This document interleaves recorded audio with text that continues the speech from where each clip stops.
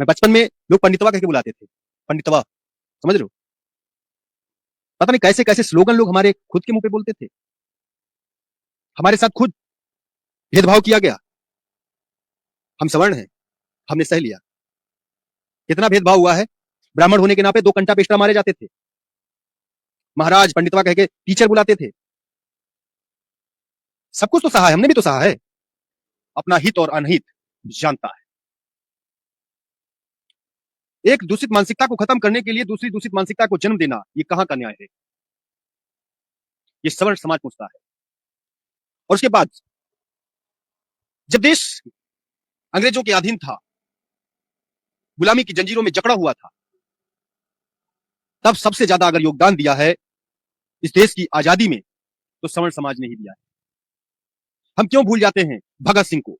हम क्यों भूल जाते हैं पंडित चंद्रशेखर आजाद तिवारी जी को? हम क्यों भूल जाते हैं गोपाल कृष्ण गोखले को? हम क्यों भूल जाते हैं खुदीराम बोस को? हम क्यों उन अनगिनत सवर्ण समाज के लोगों को भूल जाते हैं? क्यों हम उनके इतिहास को भूल जाते हैं?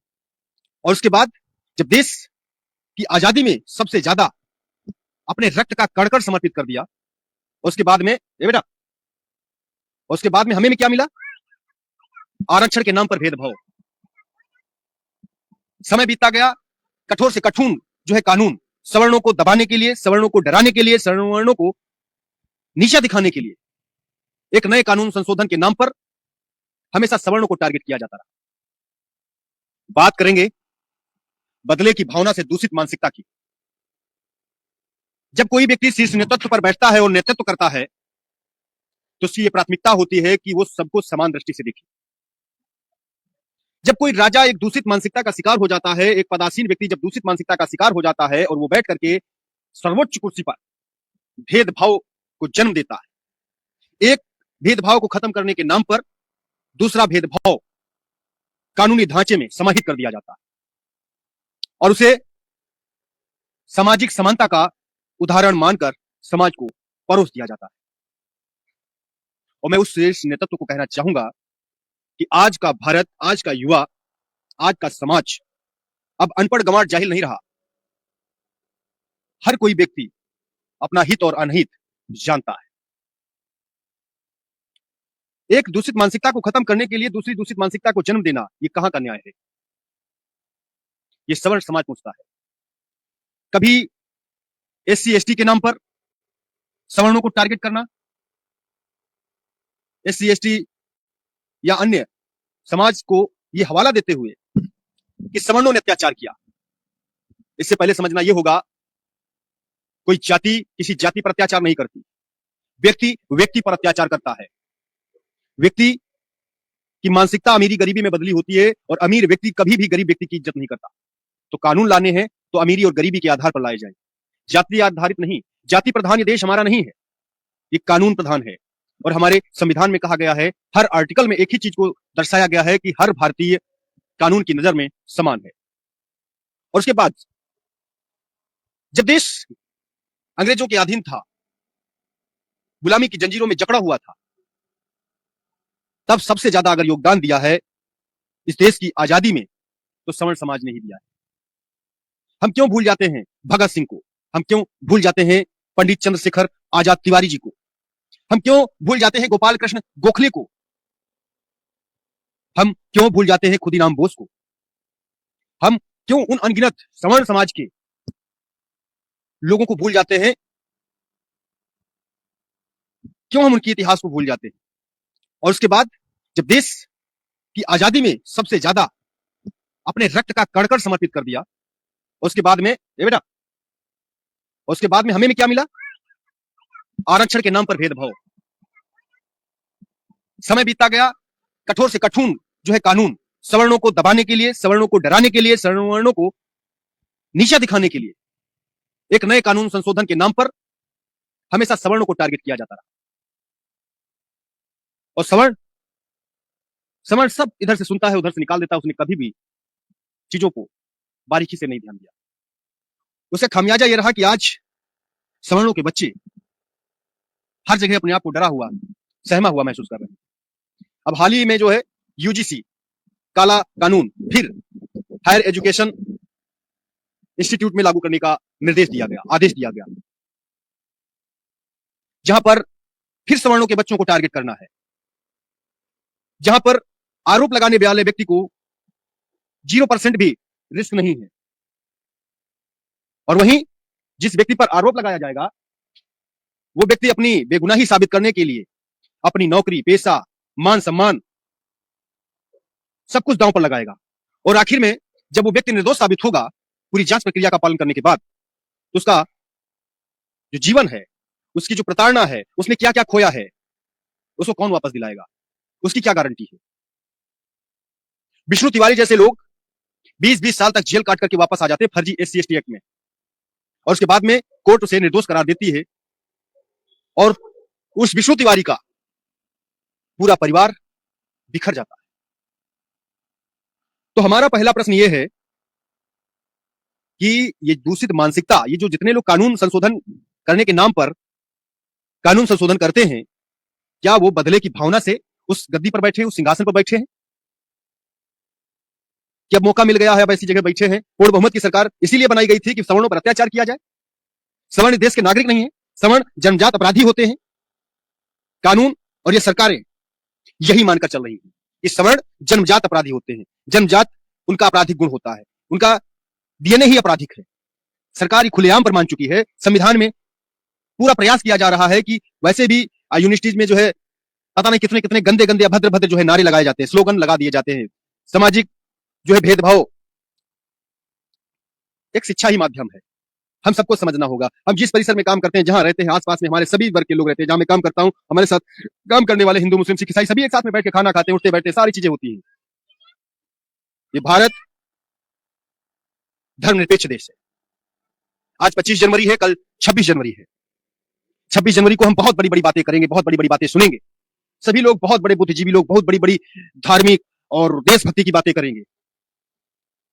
ये दूषित मानसिकता जो कल थी, कल हम गरीब थे तो आज भी हम गरीब रहना चाहते हैं, कल हम भिखमंगे थे आज भी भिखमंगे की जिंदगी जीना चाहते हैं। एजुकेशन मतलब क्या है? अंधकार से प्रकाश की ओर बढ़ना, यही शिक्षा का असली उद्देश्य है। और आज हम शिक्षित हो गए, आज हम चांद पर पहुंच रहे हैं, मंगल ग्रह पर पहुंच रहे हैं, बड़ी बड़ी मिसाइलें, तोपे, बंदूक, हथियार बना रहे हैं, मिसाइलें बना रहे हैं, पनडुब्बी हवाई जहाज बना रहे हैं, लड़ाकू विमान बना रहे हैं, अपने देश में बना रहे हैं। लेकिन हम एक चीज की गुलामी से बाहर नहीं निकल पाए, वो हमारी मानसिक गुलामी है। और मानसिक गुलामी, और एक बात और याद रखना, किसी भी चीज का सही समय पर अगर आपने विरोध नहीं किया, वो जिंदगी में आपके लिए नाशूर बन जाएगा। सवर्ण समाज के लोगों से मैं कहना चाहूंगा कि अभी तक आपके मौन ने सवर्णों के बच्चों को इतना अंधकार में ढकेल दिया है कि वो आने वाले समय में सरकारी नौकरी में फॉर्म डालना तक अपनी विचार से निकाल देंगे। एक समय पर मैंने भी निकाल दिया था। हम सरकारी क्षेत्र में जाना नहीं चाहेंगे, और ये देश कभी भी अगर इसी मानसिकता पे चलता रहा तो ये देश कभी विकसित नहीं होगा। जहां पर 40% वाले को अवसर दिया जाएगा MBBS डॉक्टर बनने के लिए, वो ऑपरेशन करेगा 40% वाला, जिसके पास 60% की जानकारी नहीं है 100% में से, दुर्घटनाएं ज्यादा होंगी। जब 60% वाला बाहर रहेगा तो 40% वाला इलाज करेगा। हम लोग क्यों प्राइवेट अस्पताल को भागते हैं? हम क्यों अपने सरकारी बच्चे सरकारी विद्यालय परिसर में क्यों नहीं पढ़ाते हैं? सरकार को ऐसा क्यों नहीं कानून लाना पड़ता है कि जो व्यक्ति सरकारी नौकरी कर रहा है वो सारी सरकारी सुविधाओं का लाभ लेगा? जो सरकारी नौकरी कर रहा है वो अपने बच्चों को प्राथमिक एजुकेशन में पढ़ाएगा, प्राइमरी पाठशाला में पढ़ाएगा। जो सरकारी उसमें है वो सरकारी ही हॉस्पिटल में इलाज करवाएगा। सरकार ऐसा नियम क्यों नहीं लाती, ऐसा जियो क्यों नहीं लाती? जिस दिन ये जियो आ जाएगा दोस्तों, उस दिन इस देश में करप्शन, सारे काम ईमानदारी से होने लगेंगे, सारे काम ईमानदारी से होने लगेंगे दोस्तों। और ये जियो लाना चाहिए सरकार को। ऐसा कानून बनाना चाहिए कि जितने भी सरकारी कर्मचारी हैं वो किसी भी प्राइवेट संस्थान का उपयोग नहीं करेंगे, ना अपने सेंट मैरिज जो है इंग्लिश मीडियम स्कूल में बच्चे को ना पढ़ाएं, प्राथमिक एजुकेशन पढ़ाएं, प्राइमरी स्कूल में। गांव वाले वो वेलनेस सेंटर में दवा लें, सामुदायिक स्वास्थ्य केंद्र में जाके लाइन लगाएं। प्राइवेट महंगे महंगे मेदांता, अपोलो ऐसे हॉस्पिटल में इलाज कराने ना जाए लोग। और जितने भी नेता, मंत्री, सांसद, विधायक हैं उनके लिए भी ये नियम होना चाहिए कि वो अपने बच्चों को प्राइमरी पाठशाला में पढ़ाएं, जहां गरीब का जब बच्चा पढ़ता है। उनको भी सरकारी अस्पताल में दवा लेना चाहिए। अगर बीमार होते हैं सरकारी अस्पताल में जाके लाइन में लेकर दवा लेना चाहिए। जिस दिन इस तरीके के कानून अगर आप लगा देते उस दिन मैं मानूंगा कि वास्तव में ये भारत देश का कानून समानता पर आधारित कानून है। हम समानता के नाम पर एक असमानता को खत्म करने के लिए दूसरी असमानता को हम जन्म देते हैं, और ये हम मानकर बैठे हुए हैं कि श्रमण समाज का लोग जन्मजात अपराधी होता है, और ऐसा नहीं होता है। और हमें पता है कि हमारी बातें, मैं लाइव आके बोल रहा हूं, मैं कोई स्क्रिप्टेड वीडियो नहीं है, कोई थ्योरियल वीडियो नहीं है, ये अंदर से निकली हुई आवाज है, क्योंकि हमारा भी बच्चा कल विद्यालय जाएगा, स्कूल जाएगा, वो भी पढ़ेगा। अगर आज हमने इस चीज का विरोध नहीं किया तो आने वाले समय में हमारे बच्चे के साथ भी भेदभाव के नाम पर उसके साथ राजनीति होगी, उसके साथ विरोधाभास होगा, उसके कैरियर के साथ खिलवाड़ होगा। अगर आप मानते हैं कि आज SC ST के साथ OBC वर्ग भी शामिल हो गया है जातिगत भेदभाव की श्रेणी में, और आज इस बात से अगर आज आप खुश हैं तो कोई बात नहीं है। अगर आग हमारे घर में लगेगी तो हमारे गल के चपेट में घर आपका भी है। तो ये मत सोचना कि हम पंडित जी वाले घर पे आग बुझाने नहीं जाएंगे, हम अपने घर की लदौए पर अपने घर के छप्पड़ पे पानी डाल के रखेंगे, हमारे घर में आग नहीं लगेगी। तो आग मित्र आपके घर में भी लगेगी, उसकी लपटें आपके घर को भी तबाह करेंगी। याद रखना इस बात को। तो इसलिए गलत है उसे गलत कहना सीखो। गलत का विरोध सही समय पर अगर किया जाएगा तो उसमें सुधार होगा। इससे पहले भी कई सारे घटिया कानून थोपने का प्रयास किया गया और उन्हें वापस भी लेना पड़ा। ये समाज बहुत सारी जातियों से मिलकर के बना है, और हमारे देश में सिर्फ दो ही जातियां हैं वास्तविक रूप से, अमीरी और एक गरीबी। अमीर हमेशा गरीब व्यक्ति को दबाता है। सवर्ण समाज में ब्राह्मण, ठाकुर, बनिया, क्या लगता है सभी के घर में 50-50, 60-60 बीघे जमीन है, सभी के घर में बढ़िया से रोटी बनती खाती पीते हैं। ऐसे ऐसे ब्राह्मण हैं जिनके पास 2 वक्त का खाना नहीं, भीख मांग करके खाते हैं। ऐसे ऐसे क्षत्रिय समाज के लोग हैं जिनके पास 2 बिस्वे खेत नहीं, रहने की जमीन नहीं, मजदूरी करके खाते हैं।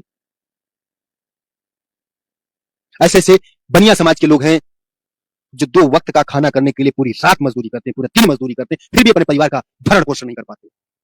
हम क्यों उल्टा चश्मा लगा के बैठे भाई? हम क्यों ये जातिवादी चश्मा लगा के बैठे हैं? आज हमें मौका मिला तो हम आज अधिकार से वंचित कर देंगे, गर्दन पे छुरियां चला देंगे कानूनी हथियार के नाम पर। गलत है ये। और ये जो लोग कानून बनाने वाले लोग हैं, ये समाज को दूषित भावना से समाज को दूषित करना चाहते हैं, समाज में विद्रोह करना चाहते हैं। इतने बड़े बड़े IT इंटेलिजेंट लोग बैठे हुए हैं उस शीर्ष नेतृत्व पे, जो लोग कानून बनाते हैं। कैसे घटिया मानसिकता के लोग हैं ये, कैसे घटिया मानसिकता के लोग हैं जिनको इतना बड़ा पदभार दिया गया, जिनको कानून में संशोधन, कानून में सुधार करने के लिए बनाया गया, एक सुधार करने के लिए वो दूसरी गलती करते हैं। आज SC ST OBC पे अत्याचार हो रहा है, कल सवर्णों पे अत्याचार होगा।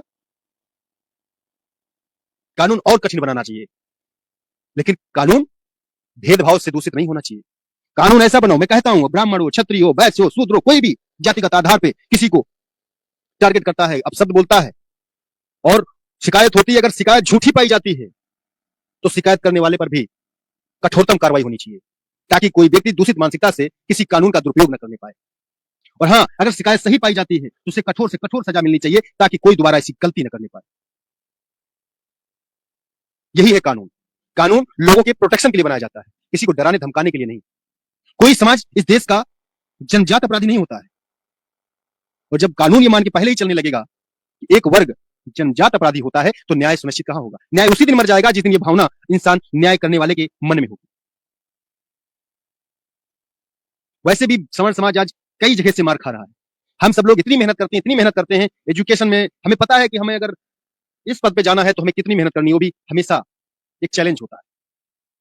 हम लगातार स्कूल में पढ़े, सबको स्कॉलर मिलता था, हमें स्कॉलर नहीं मिला। सबको अनाज मिलता था, हमें अनाज नहीं मिला। भेदभाव तो हमारे साथ बचपन से होता आ रहा है। हमें ये लगा था मैं यार ब्राह्मण घर में पैदा क्यों हो गया, इतना हमारे संविधान ने, जबकि इस संविधान के निर्माता जो थे उस समय भी वो लोग मौन थे। उन्होंने ये मान लिया था कि भाई सवर्णों को जो है ये बदले की भावना है, कानून ऐसा बनाओ जहां पे हर वर्ग अपने आप को सुरक्षित महसूस करे। एक वर्ग को आगे बढ़ाने के लिए दूसरे वर्ग की टांग को पकड़ के खींचना, ये कहां का न्याय है? अगर हमारी ये बातें आप लोगों को दिल तक पहुंच रही हों तो वीडियो को लाइक और शेयर जरूर करिएगा, अपने साथियों को भेजिएगा। मैं किसी जाति, वर्ग, विशेष मजहब के खिलाफ कतई नहीं हूं, मैं कभी नहीं बोलता हूं, लेकिन बात जो सही है उसे बोलना भी जरूरी है। हमने खुद अपने आप में ब्राह्मण होने